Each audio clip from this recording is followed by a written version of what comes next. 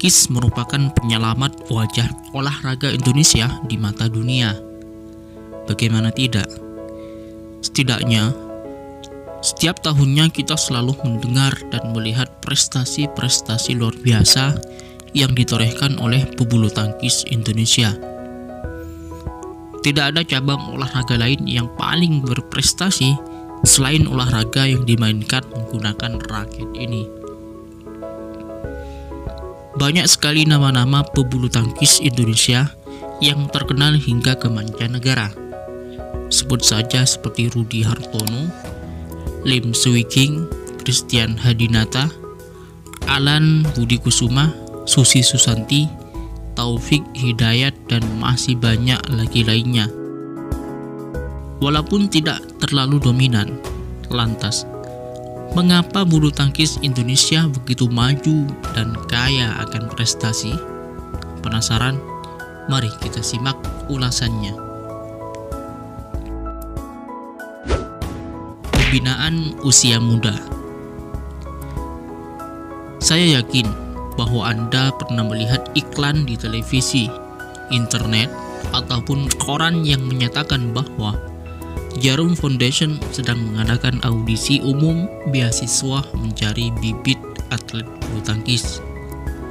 Adapun proses pendaftarannya pun terbilang mudah dan tidak dipungut biaya.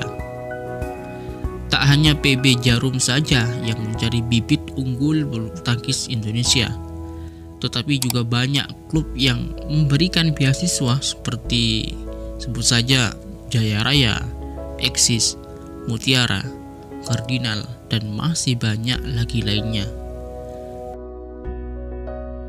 Rata-rata klub bulu tangkis akan mencari pemain yang masih usia remaja dan akan dipoles hingga matang untuk menjadi calon-calon penerus generasi atlet olahraga paling berprestasi di Indonesia ini. Kompetisi internal yang rutin. Salah satu komponen penting dalam menunjang atlet bulu tangkis ialah diadakannya kompetisi yang rutin, sehingga pemain akan terbiasa dengan atmosfer pertandingan dan suara ataupun teriakan penonton di lapangan. Salah satu kompetisi internal yang rutin diadakan setiap tahunnya dan masih eksis hingga sekarang adalah sirkuit nasional. Kategori yang dipertandingkan pun cukup banyak, terhitung 19 kategori, yaitu tunggal putra, tunggal putri, ganda putra, dan ganda putri bagi kelompok pemula U15, sedangkan di kelompok remaja U17, taruna U19, dan dewasa ditambah dengan kategori ganda campuran.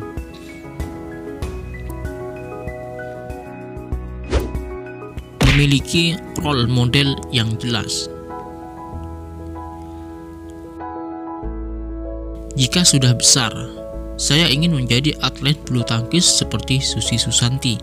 Saya ingin menjadi seperti Taufik Hidayat, bisa menjuarai Olimpiade. Itu merupakan gambaran kini atlet-atlet cilik bulu tangkis yang ingin berprestasi seperti para idolanya pendahulunya. Dengan segudang prestasi yang telah ditorehkan oleh atlet bulu tangkis pada masa yang lampau, maka atlet junior dapat termotivasi dan dapat menyamai prestasinya bahkan lebih baik daripada idolanya, sehingga suatu saat nanti dia juga akan diidolakan oleh juniornya. Persebaran bulu tangkis tidak merata. Meskipun faktor ini tidak terlalu signifikan atas berprestasinya olahraga bulu tangkis Indonesia, namun tetap saja faktor ini merupakan hal yang tidak terbantahkan. Praktis di tingkat Asia Tenggara, Indonesia hanya bersaing dengan Thailand dan Malaysia.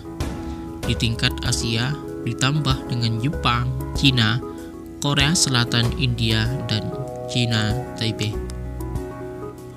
Sedangkan di benua Eropa, olahraga bulu tangkis tidak terlalu populer. Hanya negara Denmark, Inggris, dan negara-negara kawasan Eropa Timur. Selebihnya, seperti Spanyol yang diperkuat oleh Carolina Marin belum dapat dikatakan populer ataupun maju karena hanya beberapa atletnya saja yang turun di kelas Super 1000 atau Super 750. Lebih parah lagi bagi negara yang berada di benua Amerika ataupun Afrika.